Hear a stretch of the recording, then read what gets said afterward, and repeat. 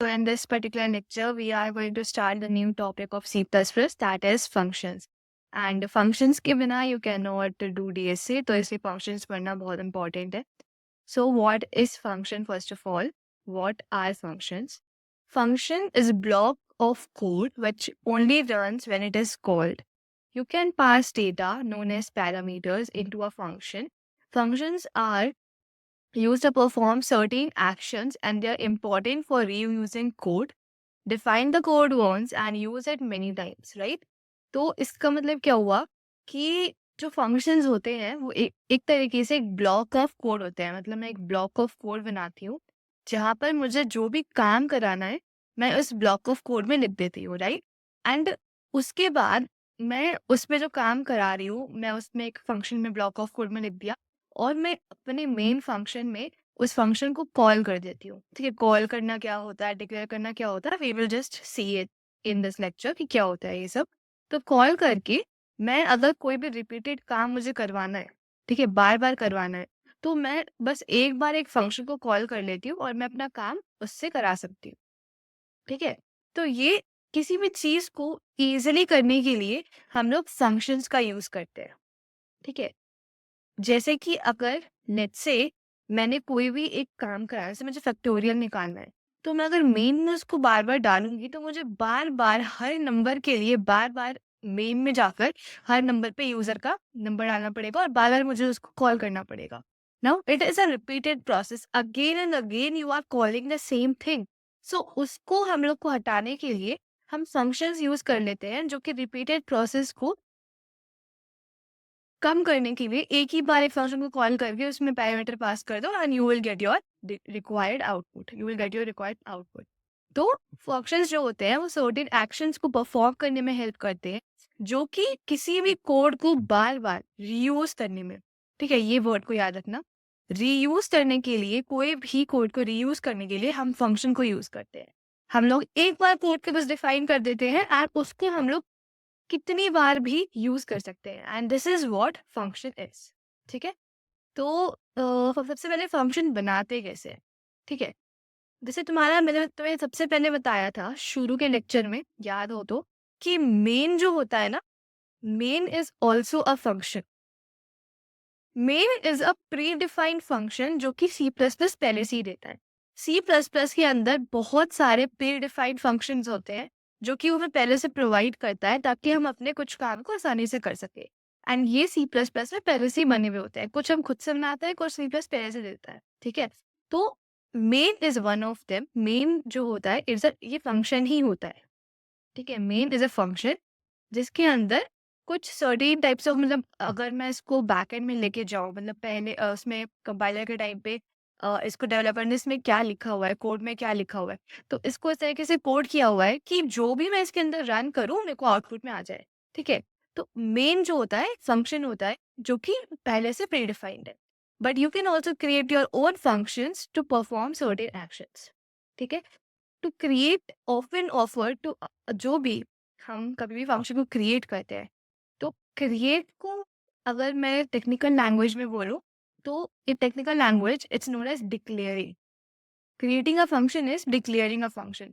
किसी भी फंक्शन को व्हेन आई एम डिक्लेयरिंग तभी हम उसको यूज कर सकते हैं, राइट? अगर डिक्लेयर ही नहीं करोगे so you can not use a function. तो to create often referred to as declare a function, specify the name of the function and followed by a parenthesis. अब कोई भी फंक्शन बनाने के लिए you have to first of all tell the name of the function. अब function हर language में होता है, C plus plus, Java, Python और और जावास्क्रिप्ट. हर लैंग्वेज में फंक्शन का सिंटेक्स अलग अलग होता है. हमेशा एक चीज हर चीज में हर लैंग्वेज में कॉमन होती है कि फंक्शन का नेम डिफाइन करना इंपॉर्टेंट है. How will you distinguish one function with the another function, right? तो उस चीज के लिए we just have to declare the name of the function and with a parenthesis. Parenthesis के अंदर हम लोग पैरामीटर्स डालते हैं. पैरामीटर्स को थोड़ा एक्सप्लेन करूंगी थोड़ी देर में. पैरामीटर्स जो होते हैं वो उसके अंदर डालते हैं एंड उसके बाद हम अपने फंक्शन को डिक्लेयर करते हैं. ठीक है, सिंटेक्स देखो क्या लिखा हुआ है. Void my function parenthesis and a curly bracket. No what is void here? ठीक है, अगर मैं इंट मीन में भी कर रही थी तो मैं इंट मेन लिखती थी और फिर एक ब्रैकेट डालती थी और फिर कर्ली ब्रैकेट के अंदर सारा काम कर रही होती थी। तो मुझे ये बताओ कि ये जो इंट इंट मैंने यहाँ पे लिखा है या फिर मैंने वॉइड लिखा है, इसका मतलब क्या है? वॉइड का मतलब होता है ये जो तुम्हें यहाँ पे दिख रहा है ना, ये तुम्हें रिटर्न टाइप बताते हैं। Return type. What is return type? मतलब कि जब भी मैं किसी भी फंक्शन को डिक्लेयर करती हूँ तो मुझे कुछ ना कुछ आउटपुट रिटर्न करना पड़ता है। मतलब मैं उस फंक्शन में से कुछ रिटर्न करके आउटपुट में देना चाहती हूँ। नाउ उस आउटपुट का डेटा टाइप कैसा होगा? वो इंट होगा, वो बूल होगा, ठीक है? वो फ्लोट होगा या कैसा भी होगा, वो मुझे डिक्लेयर करना होता है, ठीक है? वो मुझे बताना पड़ता है। तो उसके लिए हम लोग यहाँ पर इसको डिफाइन कर देते हैं पहले से। लाइक अगर मैं इंट मेन डिफाइन कर रहा है तो इसका रिटर्न टाइप इंट है। यानी कि यहाँ पर कुछ भी रिटर्न होगा तो क्या रिटर्न होगा? इंटीजर रिटर्न होगा। कैरेक्टर रिटर्न नहीं होगा, इंटीजर रिटर्न होगा। वॉइड जो होता है, अगर मुझे कुछ भी रिटर्न नहीं करना, फंक्शन में से मुझे कुछ भी रिटर्न नहीं करना है, तो आई विल यूज वॉइड, ठीक है? If I am not returning anything from a function तो वॉइड यूज होता है। अगर मुझे कुछ रिटर्न करना है तो इंट यूज होता है, या फिर तुम कैरेक्टर भी कर सकते हो, स्ट्रिंग कर सकते हो रिटर्न, वेक्टर भी रिटर्न होता है, ठीक है? और बूल भी रिटर्न होता है, और you can return any type of data type you want. Float return हो सकता है, कुछ भी रिटर्न हो सकता है। So this is how you create a function and declare it. So यहाँ पर पहले तो वॉइड लिखेंगे रिटर्न टाइप, फिर नेम ऑफ द फंक्शन, फिर ब्रैकेट, फिर कर्ली ब्रैकेट के अंदर यहाँ पर जो भी तुम्हें उससे एक्शन करवाना है वो यहाँ पर कोड में एग्जीक्यूट कर देते हैं। So this is how you have to create a function. Now next is calling a function. Calling a function क्या है कि जो डिक्लेयर्ड फंक्शंस है वो इमीडिएटली एग्जीक्यूट नहीं होते। इसका मतलब क्या कि मैंने लेट्स से कोई फंक्शन बना दिया, यहाँ पर नेम लिख दिया, उसका ब्रैकेट डाल दिया और यहाँ पे कुछ एक्शन डाल दिए। अब तुम सोचोगे कि ये अपने आप ही एग्जीक्यूट हो जाए, तो वो नहीं होगा। ये एग्जीक्यूट तब होंगे जब मैं इन फंक्शन को कॉल करूंगी, ठीक है? ऐसे एग्जाम्पल मानो ना कि लेट्स से तुम बैठे हुए हो, तुम तब तक कोई काम नहीं करोगे जब तक तुम्हारी मम्मी की तो वापस आवाज नहीं आती कि भाई ये काम कर दो, राइट? आलसी हो तो वैसे ही फंक्शन भी ना आलसी होता है। वो तब तक काम नहीं करेगा जब तक तुम उसको नहीं बुलाओगे काम करने के लिए। तो जब तक फंक्शन को कॉल नहीं करते तब तक वो फंक्शन काम नहीं करता है। सो यहाँ पर देखो, declared function are not executed immediately, they are saved for the later use, ठीक है? And will be executed later when they are called. To call a function, write the function's name followed by two parenthesis, ठीक है, bracket में डालो, and a semicolon. अब अगर तुम्हें किसी फंक्शन को कॉल करना है तो फंक्शन हमेशा मेन फंक्शन में कॉल होता है। मेन वाला तुमने बनाया है उसके अंदर फंक्शन को कॉल करते हैं। एंड हमेशा कैसे कॉल होगा? You have to write the name of the function, ठीक है, जो भी तुमने डिक्लेयर किया है ऊपर, विथ अ पैरेंथेसिस। नाउ इसके अंदर भी कुछ रूल्स होते हैं कॉल करने के लिए। Let's say you have defined a function जिसका रिटर्न टाइप वॉइड है, ठीक है? Void my function and something you have here and you will write. अगर रिटर्न टाइप वॉइड है तो तुम डायरेक्टली इस वाले मेथड से कॉल कर सकते हो। अगर तुमने कुछ पैरामीटर्स इसके अंदर दिए हुए हैं ब्रैकेट के अंदर, तो मैं यहाँ पर भी पैरामीटर्स एग्जैक्टली देने पड़ेंगे। अगर सपोज अगर तुमने ए और बी डाला हो तो मैं यहाँ पर भी 0 या 5 ऐसे कुछ की वैल्यूज डालनी पड़ेगी इसके अंदर, राइट? अगर तुम्हें रिटर्न टाइप इंट दिया है, ठीक है, रिटर्न टाइप अगर इंट दिया हुआ है लेट्स से, तो तुम्हें यहाँ पर हाँ, तुम इसको डायरेक्टली कॉल नहीं कर सकते। मतलब इसके अंदर तुम इस तरीके से कॉल नहीं कर पाओगे। तुम्हें एक वेरिएबल बनाना पड़ेगा, लेट्स से इंट आंसर बनाना पड़ेगा। कुछ भी वेरिएबल का नाम ले लो और उसके अंदर तुम्हें उसके आउटपुट को स्टोर करना है। यहाँ से ना कुछ आउटपुट रिटर्न होता है, आउटपुट रिटर्न होता है। अब वो जो आउटपुट रिटर्न होके आता है वो कहीं पे स्टोर तो होगा ना। अब उसमें वॉइड में तो कोई आउटपुट रिटर्न हो नहीं रहा था, पर इसमें कोई आउटपुट रिटर्न होगा। तो ये आउटपुट जो रिटर्न होगा मुझे इसको कहीं ना कहीं पे स्टोर करना पड़ता है, और मैं उसी में स्टोर करूंगी जो कि रिटर्न, मतलब जो कि यहाँ पर रिटर्न हो रहा है। अगर इंटीजर वैल्यू रिटर्न हो रही है तो मुझे इंटीजर वेरिएबल में स्टोर करना है। अगर सपोज कैरेक्टर वैल्यू रिटर्न हो रही हो तो कैरेक्टर वेरिएबल में स्टोर कर देती। अगर फ्लोट वैल्यू रिटर्न हो रही होती तो फ्लोट वेरिएबल में स्टोर कर देती। तो जो भी वैल्यू रिटर्न हो रही है, जिस भी डेटा टाइप में रिटर्न हो रही है, उसी डेटा टाइप में मुझे स्टोर करना पड़ेगा। तो अगर सपोज यहाँ पर इंट था, तो इंट में रिटर्न हो रहा है, तो मुझे इंट में स्टोर करना है। फिर यहाँ पे नेम ऑफ द फंक्शन लिखूंगी and followed by a parenthesis. So this is a simple way of calling a function. जो भी रिटर्न टाइप होगा उसी रिटर्न टाइप में स्टोर करके you have to call a function. अगर void है तो कोई भी रिटर्न टाइप की जरूरत नहीं है, बस डायरेक्टली कॉल कर लो, कोई दिक्कत नहीं है। ठीक है, तो यहाँ पर we are having a void my function, right. void में कुछ भी रिटर्न नहीं होता है। सी यहाँ पे कुछ भी रिटर्न नहीं हो रहा है, वैसे हमने क्या करा है, प्रिंट कर दिया है कि I just got executed. This is just example of my function जो कि कुछ भी रिटर्न नहीं कर रहा है। तो अगर तुम माई फंक्शन को डायरेक्टली कॉल कर लोगे तो उसको कहीं पर भी स्टोर करने की जरूरत नहीं है, कि कुछ भी आउटपुट किसी भी डेटा टाइप में स्टोर नहीं हो रहा है, कुछ भी निकल हमारे पास नहीं आ रहा है। तो कुछ भी अगर नहीं आ रहा है तो उसको स्टोर क्यों करना। ठीक है, तो वॉइड में कुछ भी स्टोर नहीं होता है एंड उसमें हम लोग डायरेक्टली उसको कॉल कर सकते हैं, राइट। और यहाँ पे रिटर्न जीरो क्यों करा, क्योंकि यहाँ पे इसका डेटा टाइप क्या है, इंट है ना, तो कुछ ना कुछ रिटर्न करना पड़ता है, तो जीरो रिटर्न कर देते हैं। ठीक है, तो ये हमारा कॉलिंग अ फंक्शन हो गया। नाउ फंक्शंस में दो तरीके से फंक्शंस होते हैं। सबसे पहला स्टेप होता है फंक्शन में उसको डिक्लेयर करना, और सेकेंड स्टेप होता है उसको डिफाइन करना। अब डिक्लेयर करना तो मैंने ऊपर सिखा दिया कि डिक्लेयर क्या कर रहे थे हम, बस उसका फंक्शन का डेटा टाइप बता दो, नेम बता दो, पैरेंथेसिस में डालो और कर्ली ब्रैकेट के अंदर जो भी तुम्हें कोड करना है वो कर दो। तो ये जो होता है ये होता है declaring the function.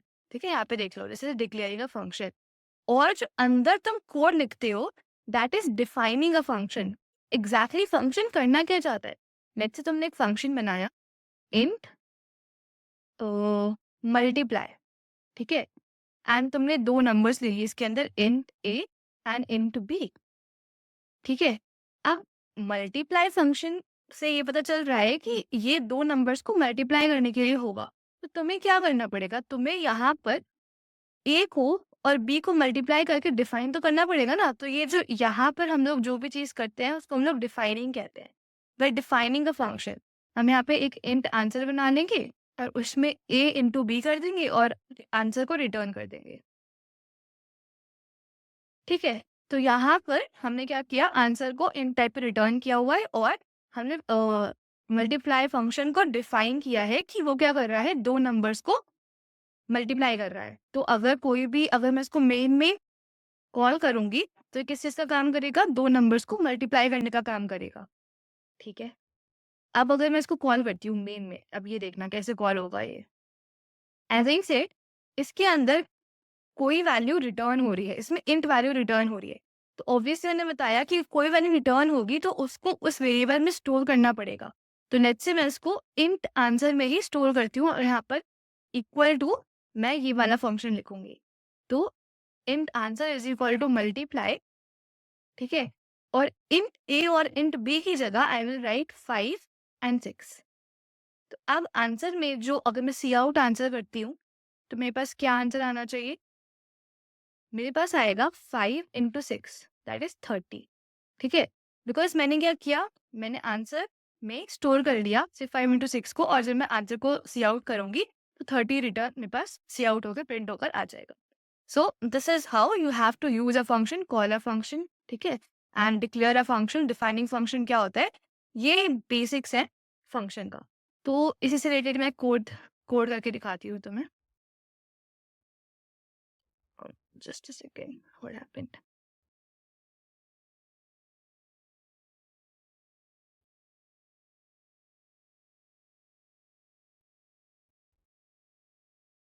I will start it again. I think something wrong with this. ठीक है,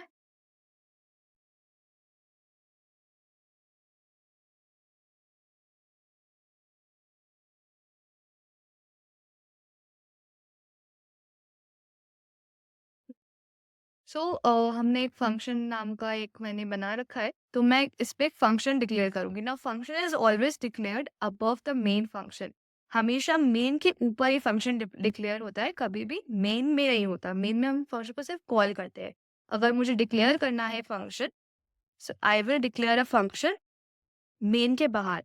ठीक है, तो मैं वही फंक्शन बना लेती हूँ मल्टीप्लाई वाला। तो इंट मल्टीप्लाई इंट ए कॉमा इंट बी, ठीक है, एंड मेक इन आंसर में क्या स्टोर करूंगी, ए इंटू बी, ठीक है, ओके, और यहाँ पर मैं रिटर्न कर दूंगी आंसर को। और इसके बाद हमें क्या करना है, जो आंसर है उसको कॉल करना है। तो int answer is equal to multiply 5,6 जो कि मैंने एग्जाम्पल में लिया था, और यहाँ पर सी आउट कर दूंगी आंसर को।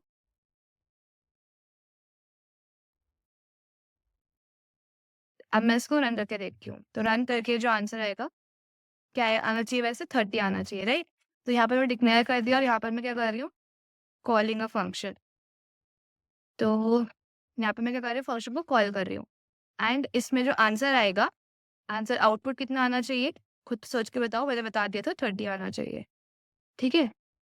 तो आउटपुट शुड बी 30। तो इसको रन कर लेते हैं, C D functions g++ function dot cpp -o result,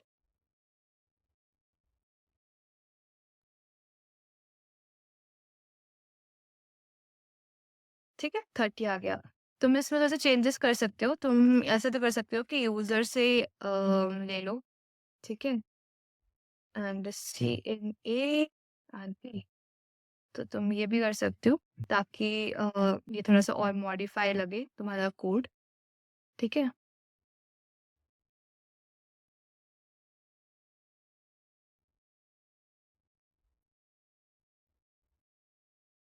so let's say मैं लिया 3 एंड लेट्स से मैंने लिया 6, तो आंसर कितना आया 18।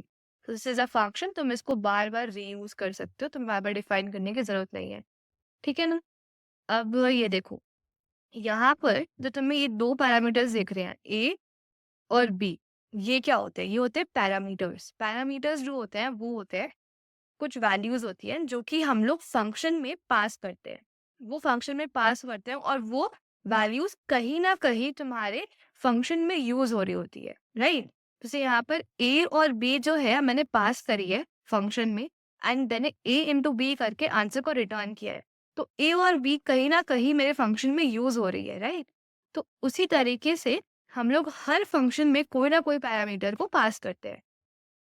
So, what are parameters? Parameters are the information that can be passed to functions as a parameter.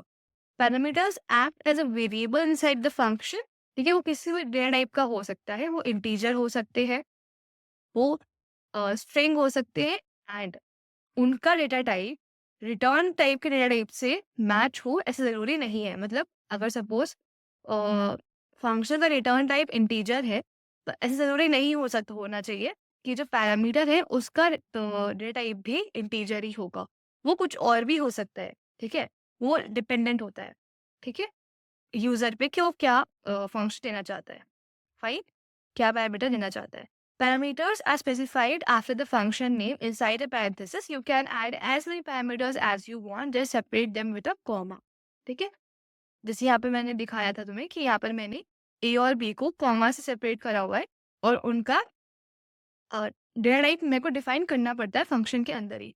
तुम्हें यहाँ करने की जरूरत नहीं है, तुम्हें यहाँ करने की जरूरत पड़ती है, ठीक है ना। सो यहाँ पे को parameter 1 comma parameter 2 comma parameter 3, and then code जो भी एग्जीक्यूट करेंगे। सो कोड मैंने तुम्हें दिखा दिया था वही वाला, ठीक है, तो तुम्हें उससे समझ आ गया कि हमने क्या करा है, इंट ए, इंट बी और इंट सी, और यहाँ पर तुम्हारे पास मल्टीप्लाई का ही ले लो, ठीक है, या फिर एडिशन का ले लो, सम का ले लो, and then A into B into C कर दो, और इसको इंट आंसर के अंदर स्टोर कर लो, और फिर रिटर्न कर दो आंसर को, ठीक है, सेम चीज़ हो गई, कुछ इसमें अलग नहीं है, पैरामीटर समझ आ गया। अब आते हैं डिफ़ॉल्ट पैरामीटर्स, इसका कोड करके दिखाऊंगी मैं तुम्हें। डिफ़ॉल्ट पैरामीटर्स क्या होते हैं, कई बार ऐसा होता है कि यूज़र नहीं चाहता कि मैं कुछ वैल्यूज़ को इनपुट करूँ, मतलब कभी-कभी ना वैल्यूज़ इनपुट करना एनोइंग हो जाता है यूज़र के लिए। तो कभी-कभी डेवलपर्स क्या करते हैं, कि डिफ़ॉल्ट पैरामीटर वैल्यू को सेट कर देते हैं, ठीक है? जैसे कि अगर मैं एग्ज़ाम्पल बोलूँ, तो कई बार क्या होता है जब भी तुम नंबर भरते हो ना, मतलब अपना उसके अंदर, तो वो जो नंबर्स होते हैं, वो नंबर्स तुम्हारे अ, पहले से ही सेट होता है, मतलब किस कंट्री के होंगे, तो उनका कोड सेट होता है। जैसे +91 जो होता है वो इंडिया का होता है। तो ये डिफ़ॉल्ट पैरामीटर पहले से ही सेट होता है अगर वो कंपनी इंडिया की है तो। तो +91 पहले से सेट होगा, तो उनको बार-बार वो करने की ज़रूरत नहीं पड़ती है। ठीक है? यहाँ पे नंबर तुम डाल सकते हो। तो जब भी मुझे डिफ़ॉल्ट पैरामीटर्स सेट करने होते हैं, तो मैं यहाँ पर डिफ़ॉल्ट पैरामीटर वैल्यूज़ को यूज़ करती हूँ।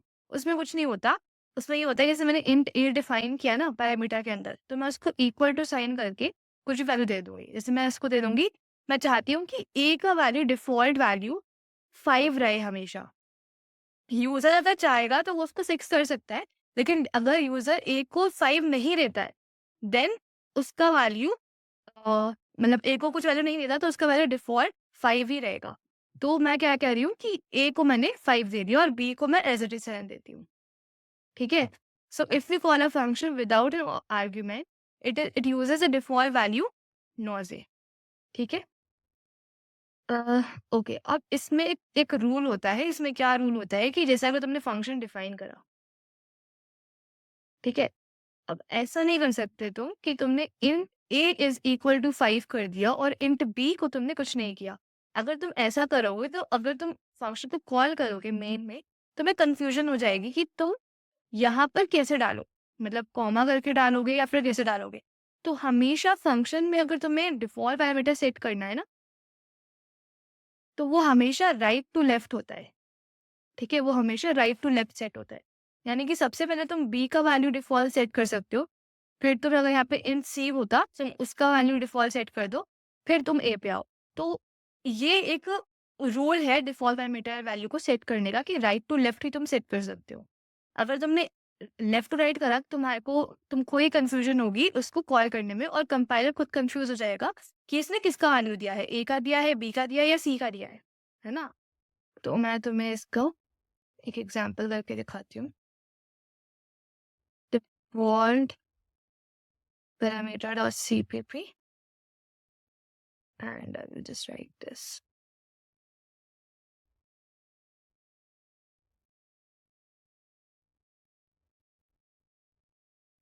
ठीक है? तो मैंने अब एक फंक्शन डिफाइन कर दिया, let's say integer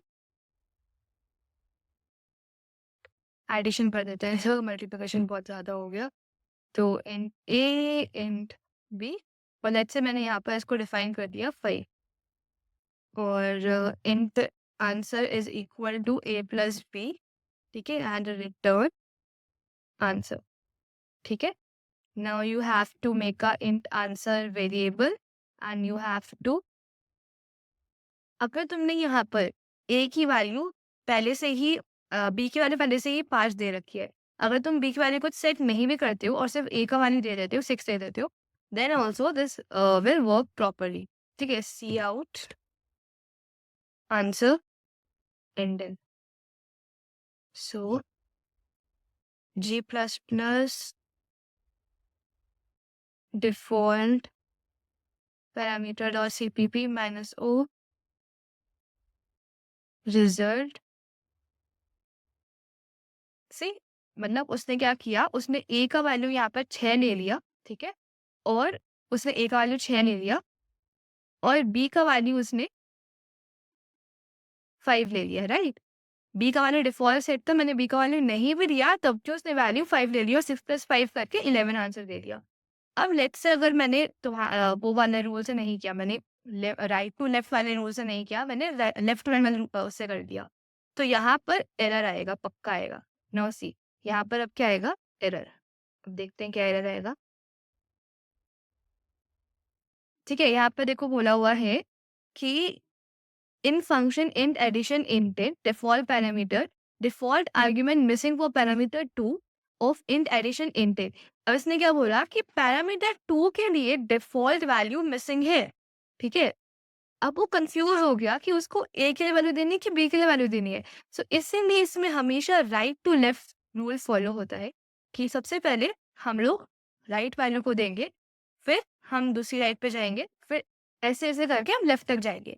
left to right follow होगा तो it will create a confusion for compiler only. समझ गए? फाइन। अब अगर तुमने यहाँ पे कॉमा लगाया तो ये एक एरर दे देगा कि कॉमा नहीं लगा सकते। So this is a rule of C plus plus and you have to follow this. So this is default parameter value. Now I will go to return value. Return वाले मैंने बताया कि जो भी तुम यहाँ पे टाइप सेट करते हो, जैसे यहाँ पे तुमने इंट एडिशन लिखा था, तो इसकी रिटर्न वैल्यू क्या है? इंटीजर है। ठीक है, तो अगर अब इसमें जो भी रिटर्न होगा वो क्या रिटर्न होगा? इंटीजर रिटर्न होगा। तो जो भी तुम वैल्यू यहाँ पे सेट करोगे रिटर्न टाइप में, वही वैल्यू इंटीजर की रिटर्न होती है। सो वॉइड कीवर्ड जो होता है, प्रीवियस एग्जांपल में यूजर वो कह रहे हैं कि कुछ भी वैल्यू रिटर्न नहीं होगा। If you want a function to return a value, you can use data type such as int, string, ठीक है, instead of void, and use a return keyword inside the function. जैसे मैंने यहाँ पर return keyword को use करा है ना आंसर को रिटर्न करने के लिए। सो हम यहाँ पे रिटर्न कीवर्ड का यूज करते हैं सी प्लस प्लस में। सो इतना ही होता है फंक्शन के अंदर, कुछ भी नहीं होता है इसके अलावा। फंक्शन हो गया खत्म। ठीक है, अब कुछ एग्जांपल्स करेंगे, उसके पहले एक और इम्पॉर्टेंट टॉपिक समझ लेते हैं। एक होता है पास बाय वैल्यू, ठीक है, और एक होता है पास बाय रेफरेंस। ठीक है, अब जो तुमने ये वाला एग्जाम्पल देखा ना, this is known as pass by value. ये वाला एग्जाम्पल में what we have done is this is a pass by value example.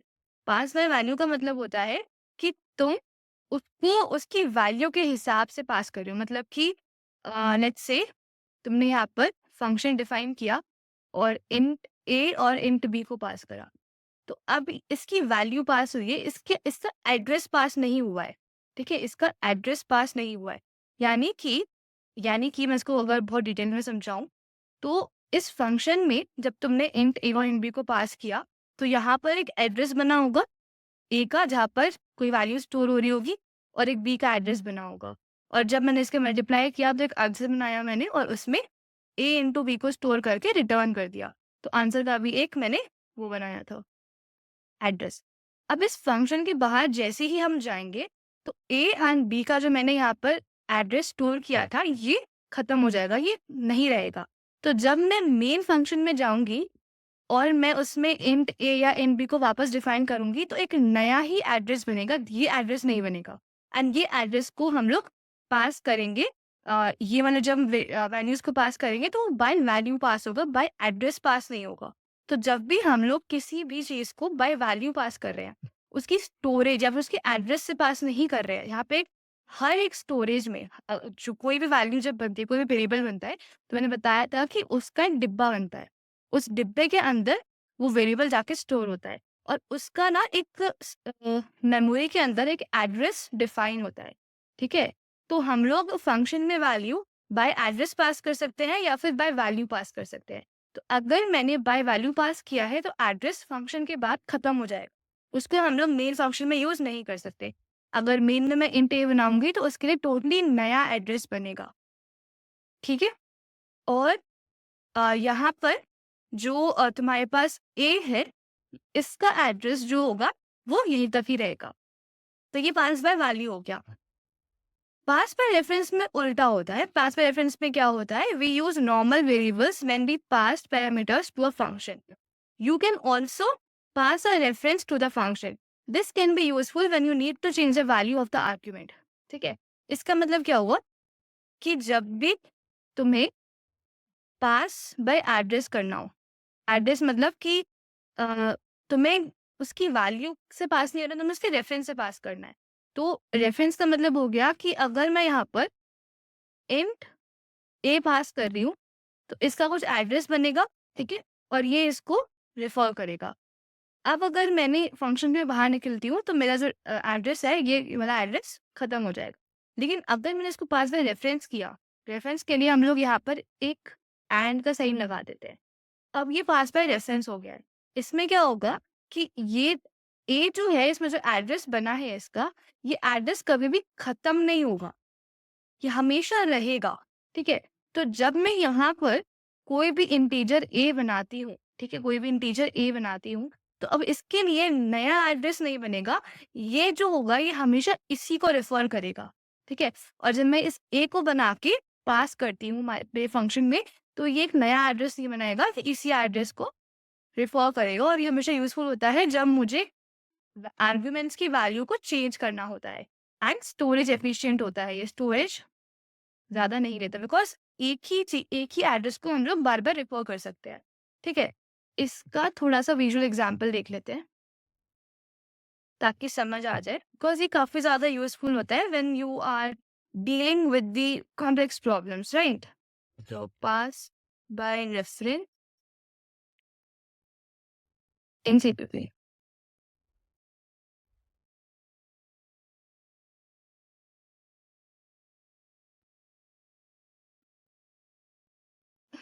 ये देखो।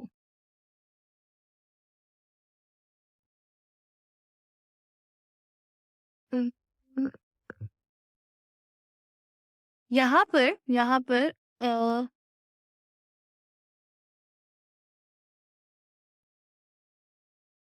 जैसे यहाँ पर इसको देखो, फिर वाले एग्ज़ाम्पल को। यहाँ पर क्या हो रहा है कि मैंने एक एक्स लिया हुआ है जिसका मैंने वैल्यू लिया है 5 I think so and Y का वैल्यू है 25, ओके। एंड मैंने क्या किया है, बोला है कि स्वैप कर दो एक्स और वाई को, ताकि तुम्हारे पास एक्स का वैल्यू 25 हो जाए और वाई का वैल्यू 5 हो जाए, ओके। सो अगर स्वैप कर देंगे तो मेरे पास कुछ आंसर आएगा। तो अगर मैं इसको पास में रेफरेंस करती हूँ, तो जो मेरा वैल्यू है, ठीक है, Hey everybody, this is Paul. In this video, just a second, जो मेरा वैल्यू है एक्स और 5 और जो वाई है 25, वो उसका वैल्यू स्वैप होगा, उसका एड्रेस स्वैप नहीं होगा। तो इससे क्या होगा कि मुझे एक नया एड्रेस नहीं बनाना पड़ेगा फॉर द वैल्यू एक्स, ठीक है। मेरे पास एड्रेस पहले से स्टोर रहेगा और मुझे स्टोरेज एफिशिएंट रहेगा, मेमोरी एफिशिएंट रहेगा and that is the reason most of the programmers don't want to pass by value, they have to pass by reference, so that it is storage efficient, memory efficient, and you can change the argument anytime you want. So it is very very useful for you to pass by reference rather than passing by value. अब इस concept को समझने में थोड़ा-सा time लगेगा तुम्हें because थोड़ा-सा complex है, बट तुम जैसे-जैसे क्वेश्चंस करते जाओगे ना, सो तुम्हें समझ आ जाएगा कि हम लोग हमेशा पास बाय रेफरेंस क्यों करते हैं instead of passing by values, ठीक है? मैं तुम्हें इसका एक वो भी बढ़ाती हूँ कि पास बाय रेफरेंस में एग्ज़ैक्टली और क्या होता है। सो यहाँ पे देखो, when a variable passed as a reference to a function, the address of the variable is stored in the pointer variable inside the function. तो एड्रेस ऑफ द वेरिएबल जो होता है वो स्टोर होता है और वो क्या करता है, वो तुम्हारे एड्रेस को पॉइंट करता है, ठीक है। पॉइंटर से मुझे नहीं पता है तो मैं उसको भी नहीं लाऊंगी यहाँ पर। तो वो एड्रेस को रिफर करता है। Hence, the variable inside the function is an alias for the past variable. Therefore, any operations performed on the variable inside the function will be reflecting in the calling function. तो अब तुम कोई भी operation अगर तुम variable में करते हो इनसाइड दी फंक्शन, तो वो तुम्हारा रिफ्लेक्टेड कॉलिंग फंक्शन में रिफ्लेक्ट होगा। अब वो कैसे होगा, रुको, मैंने इसको थोड़ा सा समझाना चाहिए मुझे।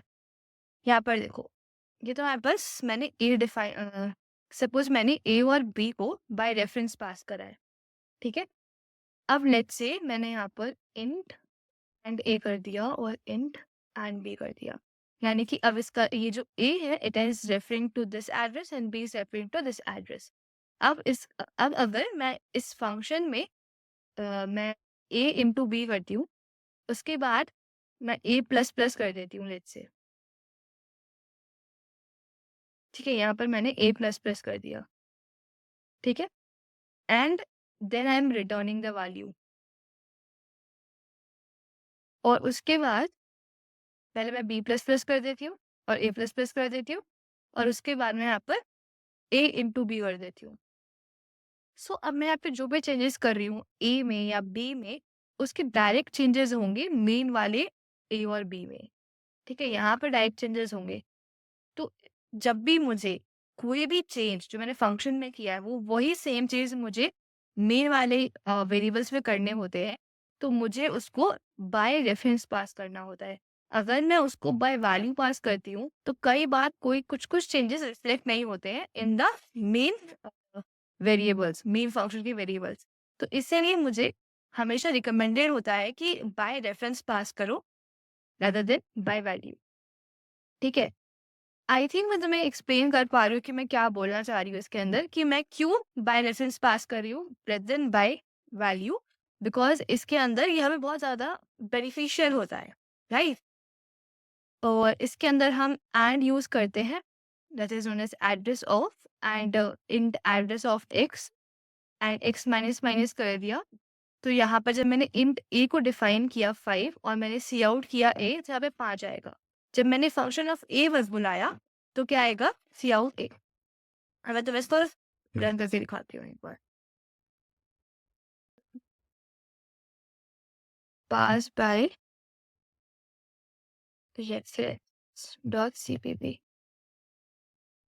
ठीक है, अब तुम्हारे पास ये फंक्शन है। अब मैं क्या कर रही हूँ, मैं इसको रन करती हूँ, एक मिनट।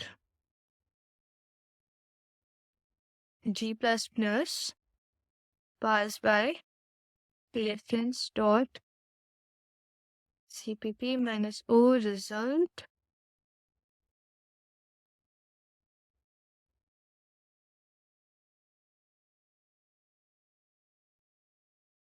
ठीक है। सो पहले क्या आया, 5 आया, फिर 4 आया।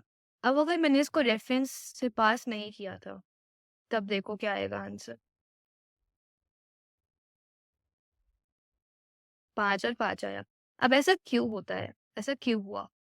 जब तुमने फर्स्ट वाले एग्जाम्पल में देखा, ए को मैंने बाय रेफरेंस पास किया था और मैंने ए माइनस माइनस कर दिया था फंक्शन के अंदर, ठीक है, और मैंने रिटर्न करी थी वैल्यू, नहीं करी थी, राइट। अब मैंने यहाँ पर ए माइनस माइनस कर दिया और मैंने ये वॉइड फंक्शन लिया है, और जब मैंने यहाँ पे सी आउट किया तो जो भी मैं चेंजेस कर रही हूँ ए के अंदर वो मुझे दिख गया। क्यों? नाउ ए जब मैंने डिफाइन किया तो इसका एक स्टोरेज बन जाएगा, ठीक है, जो कि किसी एड्रेस में स्टोर्ड होगा। नेट से कोई भी एड्रेस है यहाँ पर जो कि यहाँ पर स्टोर्ड है। और जब मैं यहाँ पर ए को डिफाइन करती हूँ, इंट ए को डिफाइन करती हूँ, तो now this A is a variable, right, जो कि बन रहा है। और तुमने यहाँ पर सी आउट कर दिया ए, इसकी वैल्यू 5 और तुमने यहाँ पर इसको सी आउट कर दिया, तो इसमें सी आउट करोगे तो 5 ही निकलेगा। अब जब तुमने इस फंक्शन को इस ए को इस फंक्शन में पास कर दिया, तो अब ये ए जो है ना, ये तुम्हारा इस वाले ही एड्रेस को रिफर कर रहा होगा जो कि तुमने यहाँ पर बनाया था। Now any changes to this a will be reflected to this a as well. अगर मैंने यहाँ पर ए की वैल्यू 5 रखी है और मैंने इसका एड्रेस इसमें वैल्यू में चेंज करके 5 माइनस 1 करके 4 कर दिया है, तो ये वैल्यू भी 5 माइनस 1 होके 4 हो जाएगी। तो जब मैं दूसरी बार इसको सी आउट करूंगी तो मेरे पास जो वैल्यू आएगी वो क्या आएगी, 4 आएगी। नाउ लेट्स से मैंने इसको बाय वैल्यू पास करी होती, ठीक है, बाय वैल्यू पास करी होती, तो यहाँ पर क्या हुआ, मैंने कहा कि a माइनस माइनस कर दो। अब मैं वही सेम चीज कर रही हूँ कि मैंने इंट a डिफाइन करा, 5 लिखा और सी आउट कर दिया मैंने a को, ठीक है भाई। अब यहाँ पे ये सी आउट जो करेगा वो आंसर कितना देगा मेरे को, 5 देगा, ठीक है। अब अगर मैं फंक्शन में डालती हूँ और a को कॉल करती हूँ और मैं सी आउट करती हूँ a को, तो यहाँ पे 5 ही आएगा। वाई? बिकॉज यहाँ पर भी ये जो है ये तुम्हारा बाय एड्रेस कॉल नहीं हुआ है। अब यहाँ पर जब तुमने ए को बनाया तो यहाँ पर एक एड्रेस बनेगा, जैसे मैंने बोला था एड्रेस बनता है, हमेशा बनता है, और यहाँ पर एक एड्रेस बनेगा और जो यहाँ पे वैल्यू दी हुई है दैट इज 5, वो यहाँ पर स्टोर हो जाएगी आके। अब तुमने 5 माइनस माइनस किया तो 5 माइनस 1 क्या हो जाएगा, 4 हो जाएगा, और ये 4 हो जाएगा। लेकिन जैसे ही तुम इस फंक्शन के बाहर जाओगे वैसे ही ये वाला एड्रेस डिस्ट्रॉय हो जाएगा, ठीक है, ये वाला एड्रेस डिस्ट्रॉय हो जाएगा। और जब तुम यहाँ पर सी आउट करोगे ए को, तो ए का एड्रेस अपना अलग बना हुआ है, ठीक है, इसका एड्रेस नेक्स्ट से 1000 है और इसका एड्रेस है 1500, तो ये एड्रेस तो फंक्शन के बाहर डिस्ट्रॉय हो गया और ये एड्रेस अभी भी है। तो अगर तुमने जो भी चेंजेस इस फंक्शन के अंदर किए वो चेंजेस इसी फंक्शन के अंदर रह गए, इसके बाहर वो डिस्ट्रॉय हो जाएंगे। ठीक है, अब यहाँ पर जो भी चेंजेस मैंने इस फंक्शन के अंदर ए पर करे थे वो बाहर मेरे मेन फंक्शन में रिफ्लेक्ट नहीं होंगे, बिकॉज ये वाला ए तो इस वाले एड्रेस को रिफर कर रहा है। इसमें तो 5 ही लिखा हुआ है ना, 5 माइनस में तो कभी हुआ ही नहीं, 5 माइनस में तो कभी हुआ ही नहीं। तो जब मैं वापस से सी आउट ए कर रही हूँ तो मेरा आंसर 5 ही आ रहा है, बिकॉज ये अभी भी इसी एड्रेस को रिफर कर रहा है। ये वाला एड्रेस डिस्ट्रॉय हो गया है, पर जब मैंने रेफरेंस से पास किया था तो वो वाला एड्रेस डिस्ट्रॉय नहीं हुआ था, वो तुम्हारे मेन फंक्शन में भी वो ए जो है वो उस वाले एड्रेस को रिफर कर रहा था। तो इससे 5 - 1 जब 4 हुआ तो वो तुम्हारा मेन फंक्शन में भी रिफ्लेक्ट हुआ। So this is why we use reference rather than value, ताकि तुम्हें कोई भी चेंजेस अगर तुम्हें फंक्शन में दिखाने हो तब दिखा सकते हो। ठीक है, this is clear. I think this is clear because ये काफी सिंपल टॉपिक है। एंड इसके बाद आई डोंट थिंक सो कि तुम्हें इसमें कुछ डाउट आएगा। बस इतना समझ लो कि पास बाय रेफरेंस में एड्रेस को पास कर देते हैं। एड्रेस जो होता है, अब कोई भी वेरिएबल अगर मेन फंक्शन में है तो वो उस एड्रेस को ही रिफर करेगा। वो अगर उस एड्रेस को रिफर करेगा तो मुझे अगर स्टोरेज एफिशिएंट बनाना है, मेमोरी एफिशिएंट बनाना है, और मुझे अगर जो चेंजेस है फंक्शन के अंदर वो मुझे मेन फंक्शन में भी उन चेंजेस को रिफ्लेक्ट करवाना है, तो मुझे पास बाय रेफरेंस करना ही पड़ेगा। Done, very good. I think it's clear to you. मैं चार्जिंग लगा दी बिकॉज इसका चार्ज खत्म हो गया है। ठीक है, so now I would be giving you like some examples and कुछ होमवर्क भी दूंगी for creating your own function. खुद बनाओ, उसके सारे सॉल्यूशंस तुम्हें मिल जाएंगे, but you have to do this by yourself. This is more important, right? So we are having this real life example. So multiply 2 numbers तो हमने कर लिया, ठीक है, इसको मैं वापस नहीं कर रही। So it is done. Now we will go to printing number 1 to n।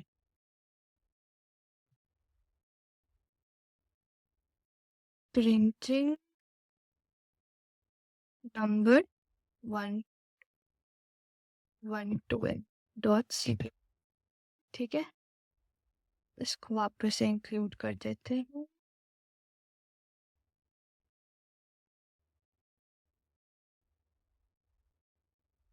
ठीक है, और मुझे क्या करना है, एक फंक्शन बनाना है आगे, इसका नाम मैं रखूंगी, मैं उसमें इंट ही रिटर्न कर रही हूँ ना, इसमें हम लोग कुछ भी रिटर्न नहीं करेंगे, ये वॉइड फंक्शन है, बिकॉज मैं प्रिंट कर रही हूँ नंबर्स को, print numbers from 1 to n। तो इंट n लेना पड़ेगा, n पास करना पड़ेगा कि मुझे कहाँ से कहाँ तक करना है वो मुझे पास करना ही पड़ेगा। Now for int I is equal to 1, I less than equal to n, I plus plus। ठीक है, और सी आउट I and n। ठीक है, now here I have made a function जिसका नाम है print numbers 1 to n, and उसमें मैंने इंट n मैंने एक पैरामीटर पास कर दिया है, एंड इसमें मैंने एक जो डिफाइन किया है फंक्शन इस तरीके से किया है जो कि 1 to n सारे नंबर्स को प्रिंट कर देगा। Now I will just call this function in my main.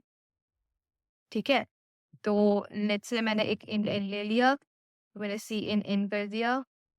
ठीक है, फिर मैंने क्या करा, फंक्शन को कॉल कर दिया। Now I am calling the function. तो मैं जब फंक्शन को कॉल कर रही हूँ तो मेरे पास मेरा फंक्शन क्या है, प्रिंट नंबर्स। ठीक है, एंड बस अब इसके बाद जो भी तुम इंट वैल्यू डालोगे उस हिसाब से वो जो नंबर है वो प्रिंट हो जाएगा। सो g++ printing numbers 1 to n dot cpp -o result। ठीक है, एंड लेट्स से मैंने n की वैल्यू देती हूँ मैं 100, 10 मिला था तो ठीक है। सो 1 to 10 से सारी वैल्यूज को प्रिंट कर दिया है। तो this is how it's very simple to make a function. बस तुम्हें कुछ नहीं करना, डिक्लेयर करना है फंक्शन को, ठीक है, डिफाइन करना है फंक्शन को, एंड कॉल करना है फंक्शन को। You are done with your work. Next देखते हैं, ये हो गया। ठीक है, now we are having prime number. Prime number से 4 देखते हैं फटाफट।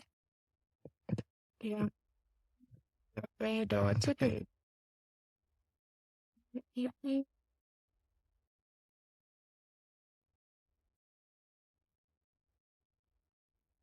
है, तो इसका मैं फंक्शन डाल देती हूँ कि मुझे प्राइम नंबर है या नहीं, ये मुझे प्रिंट करना है। तो मैं इसे क्या अल्टरनेट लगा लूँगी, बूल, मतलब येस या फिर नो। ठीक है, तो इस प्राइम इन एन मेरे को देखना है कि जो एन है वो प्राइम है या फिर नहीं है। नाउ प्राइम नंबर में क्या होता है, या तो उसका डिविजिबल या तो उसके खुद से हो सकता है या फिर वन से होगा, बाकी किसी से नहीं हो सकता। That number is already known as prime number. ठीक है, तो अगर तुम्हारे पास कोई भी नंबर है तो टू से लेके एन तक जितने नंबर्स है उससे अगर हम किसी से भी डिवाइड हो जा रहा है तो यू विल रिटर्न फॉल्स, अगर नहीं होता है तो you will return true. So for in I is equal to 3, i less than equal to n, i plus plus not less than equal to less than n. ठीक है, because N से तो multiply होगा ही ना। क्या हो गया, ठीक है, और यहाँ पर मुझे ये लिखना है कि if n divided I is equal 0, then you have to return false। false में रिटर्न कर रहे हैं बिकॉज मेरा टाइप क्या है, बूलियन है। हमेशा टाइप जो भी होगा उसी टाइप पर तुम्हें रिटर्न करना पड़ेगा। एंड नहीं तो इससे अगर बाहर आ गए तो रिटर्न ट्रू। तो बस इसको इन में डाल देता है, कोई भी नंबर डाल के देख लेता है। सो इन एन इन लेते हैं, सी इन कर लेते हैं इनको। उसके बाद मैं एक बूलियन ले लेती हूँ कि इस प्राइम प्राइम है या नहीं, और उसके अंदर स्टोर कर देंगे जो भी आंसर आएगा मेरा। और उसके बाद ठीक है, मैं एन को डाल दूंगी और मैं क्या करूंगी, सी आउट कर दूंगी को। ठीक है, एन देन को ठीक है, और मैं इसके प्रिंट करके दिखा देते हैं G plus plus prime number और सी पे minus o result, let's say 16. 16 is not a prime number, right? So 16 is not a prime number. So 0 का मतलब क्या है, it's not a prime number। 0 मतलब false, ठीक है, और 1 मतलब true। वो हमेशा या तो 0 में नंबर देगा या 1 में देगा। 0 मतलब false and 1 मतलब true। I think 16 is not a prime number। Okay, so I have done this prime number also। Now we'll go to the calculate factorial code। Okay, I will make another calculate factorial dot CVP। ठीक है, इसको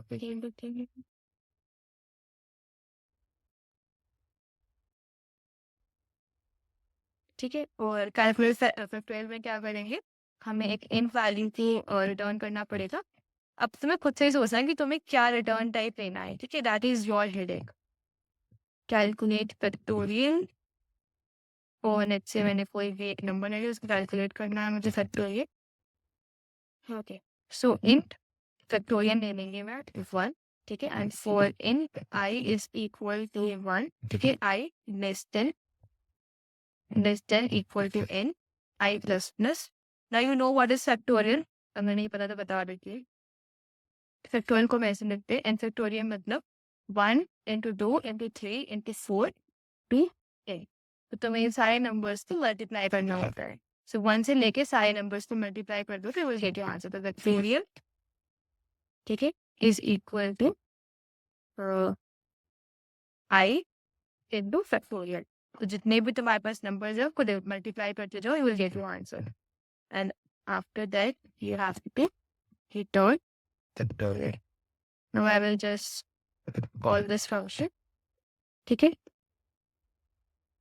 3 ही step करने हैं, declare, define and call. ठीक है, इन सी इन, ठीक है, the int factorial लिख देती हूँ मैं यहाँ पर भी। कैलकुलेट फैक्टोरियल फॉर एन डाल देती हूँ। ठीक है, सेव एस सी आउट कर देती हूँ।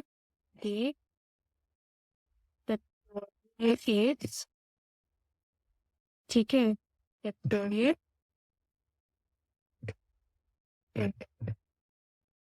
ठीक है, और मैं इसको पेंट करा देते हैं G plus plus calculate factorial dot CDP minus वो रिजल्ट ठीक है। नेक्स्ट से मुझे किसका फैक्टोरियल निकालना है, नेक्स्ट से 6 का, so factorial is 720. So like this you can write the functions and get your food. Okay, so मैंने सारे एग्जाम्पल्स करवा दिए एंड अब तुम्हारी बारी, कुछ से एग्जाम्पल्स करो, खुद से देखो कैसे करना है फंक्शंस को. I will give you many questions on it. Functions के ऊपर बहुत सारे क्वेश्चंस दूंगी. Do it by yourself, don't see the solutions for the questions. पहले सॉल्यूशन मत देखना, पहले क्वेश्चन खुद से करो. अगर हो जाता है वेल एंड गुड, नहीं होता है go and see the solution, because most important is that you are trying.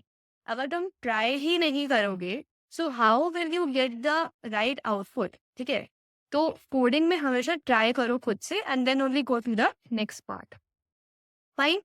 So I think I have explained all things about function. In the next lecture, we will be starting with the arrays. Okay? And this is a very good topic. इसके अंदर बहुत सारी चीजें आती हैं. So we will cover many things on it. And then we will jump to strings. Right? वही मैंने पिछले lecture में बताया था. So function is completed. Function को अच्छे से practice करो. Practice is more important. And पढ़ते रहो, लिखते रहो. Keep learning. Thank you. Bye bye.